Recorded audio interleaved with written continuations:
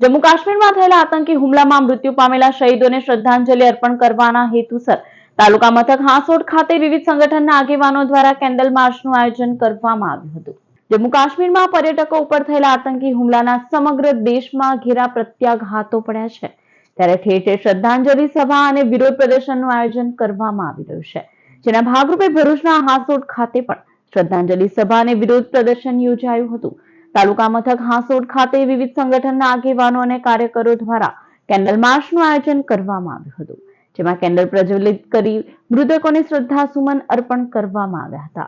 તો બીજી તરફ આતંકવાદીઓને કડક સજાની માંગ સાથે સૂત્રોચ્ચાર કરાયા હતા। આ વિરોધ પ્રદર્શનમાં હાંસોટ તાલુકા ભાજપના પ્રમુખ અનંત પટેલ, તાલુકા પંચાયતના સભ્ય જેડી પટેલ, આગેવાન વનરાજસિંહ પટેલ, જિગ્નેશ પટેલ સહિતના આગેવાનો અને કાર્યકરો જોડાયા હતા। હાંસોટ તાલુકાના સામાજિક આગેવાનો, વડીલો તથા યુવાઓ દ્વારા તારીખ 22/4/2025ના રોજ જમ્મુ કાશ્મીરના પહેલગામમાં જે આતંકવાદી હુમલો થયો હતો એની અમે ઊંડો શોક જતાવીએ છીએ અને કડક શબ્દોમાં નિંદા કરીએ છીએ। આ હુમલામાં 28 જેટલા લોકો હિન્દુ લોકો મૃત્યુ પામ્યા છે અને 20થી વધુ લોકો ઇન્જર્ડ થયા છે।